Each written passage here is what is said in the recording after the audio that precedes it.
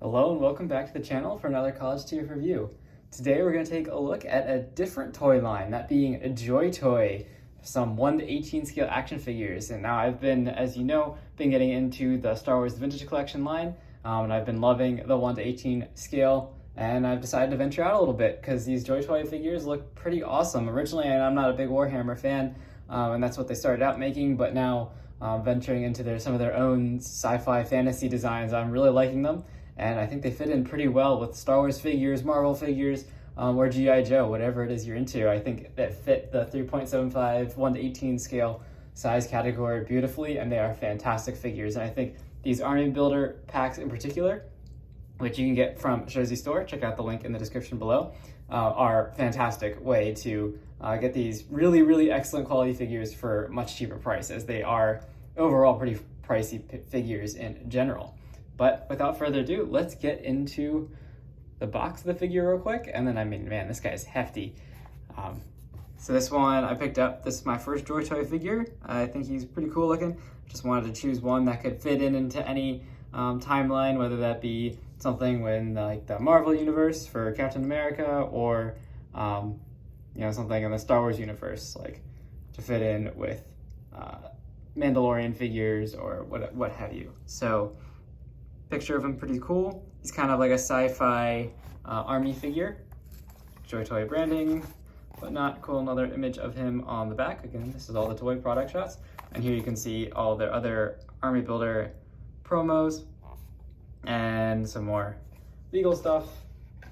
But of course, you're here for is this guy. He looks pretty sweet. You can check out just all the detail, lots of nice paint apps on him.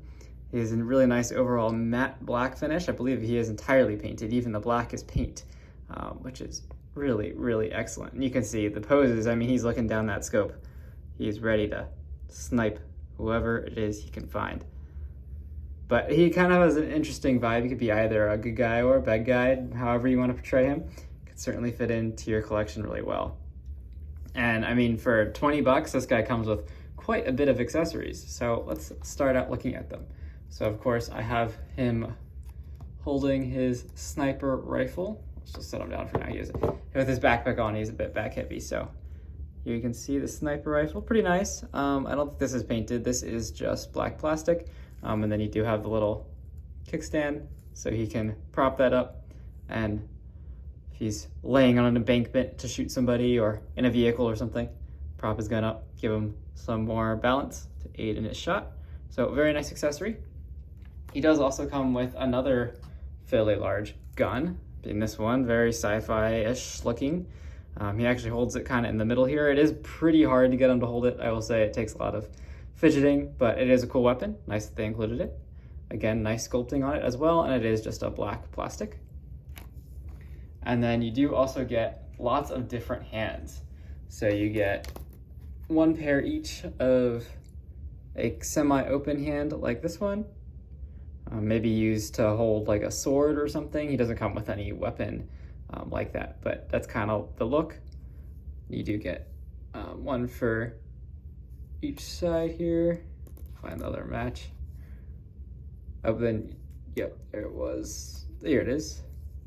Oh, it looks like, so you can either do a slightly open hand and a fist, or you do these two slightly open hands, slightly different configuration. Yeah, I believe these are for holding different sword weapons. So you have those, and then you do get also an additional fist. So lots of options here, again, and then he also has the hands which he has in factory installed, and those are the trigger finger, and then just kind of like a flat hand for bracing a rifle or a gun. So that's his accessories. Then of course he does on him right now, I do also have his backpack, which you can kind of pry open. It does take a little bit of force the first time, but it does open up a little bit. You can just get it open. It is hollow in there.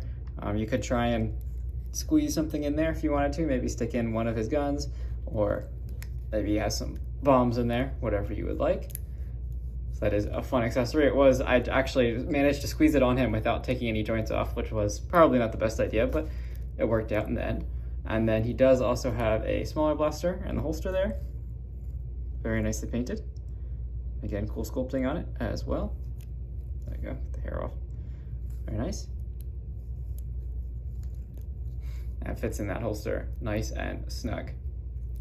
And then of course, actually everything, a lot of his armor, not all of it, but a lot of his armor is in fact removable. So you can, if you want to, adjust the camera here, go. If you would like to, you can remove this whole chest plate.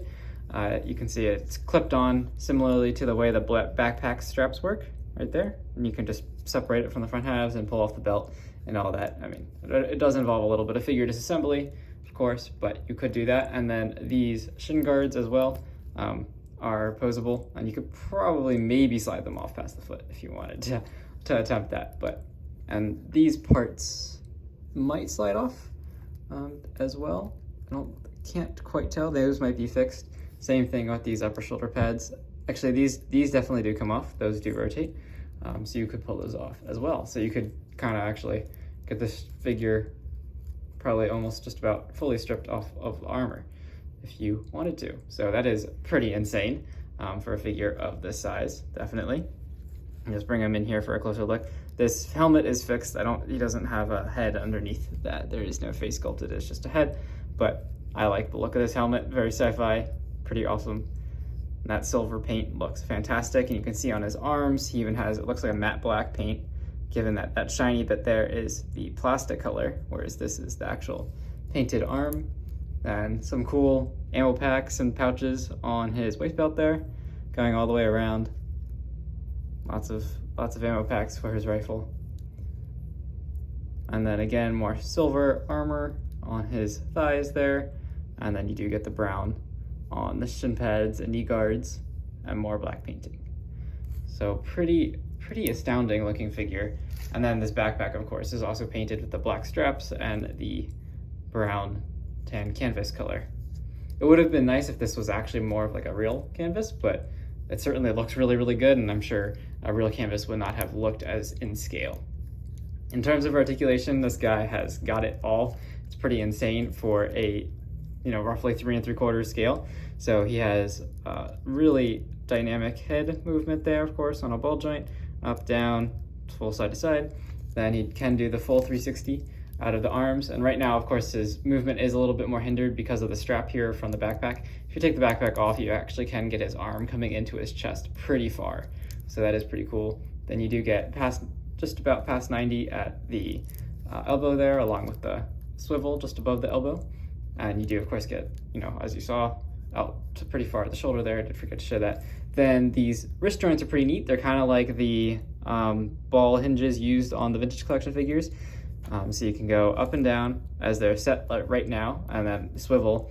But then if you hold the hinge steady, you can rotate it, and you can get the hand moving however you want, right? So then you could also just rotate it using a given extension, and you can get the hand moving in whatever direction you want. So that is pretty awesome. Same thing on the other side, exact same joint. So you're not confined to just up and down movement on one hand and side to side on the other. You can vary it however you would like.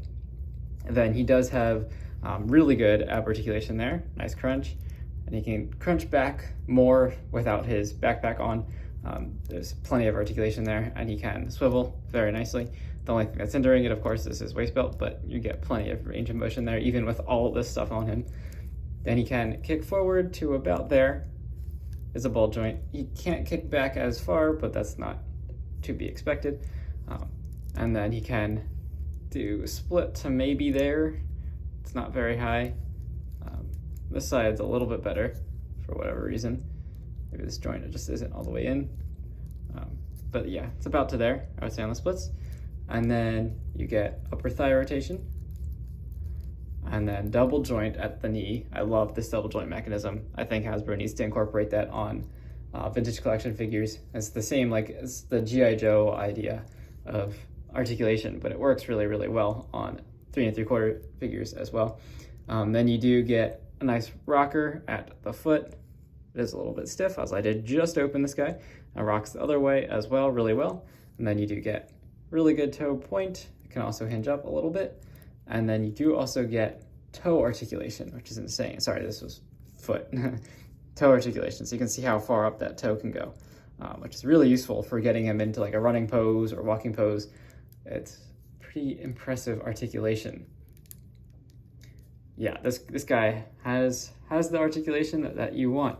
My only complaint is that, you know, with this backpack on, he is a heavy figure. Like, he's heavy, and he's a dense guy, and he's then now with the backpack, he is back heavy, so it does make standing him up a bit tricky, especially just getting him into a straight standing pose is very tricky with that backpack on. I'm debating removing it to keep him on the shelf, but let's see if I can get him standing here for some size comparisons.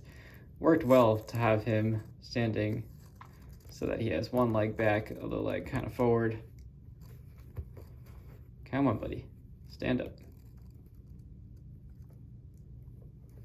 There we go. All right, that's a rough standing pose. He's leaning forward a little bit, but that's good enough for some size comparisons.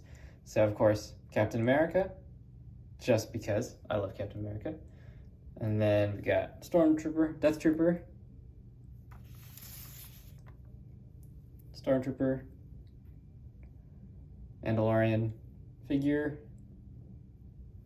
There you go, just for some size comparisons. You can see he is a big dude, but he does scale in pretty well with these guys. He's ever so slightly taller than like a Death Trooper. And I mean, Death Trooper is a big guy, but for like even like Captain America, he's about head to head with Captain America. And, you know, given that he's wearing a helmet and everything, and he is just a beefy dude, you can just see how much thicker he is even than any of these guys. He's a thick dude, but he definitely fits in pretty nicely with a 3 3/4 scaling.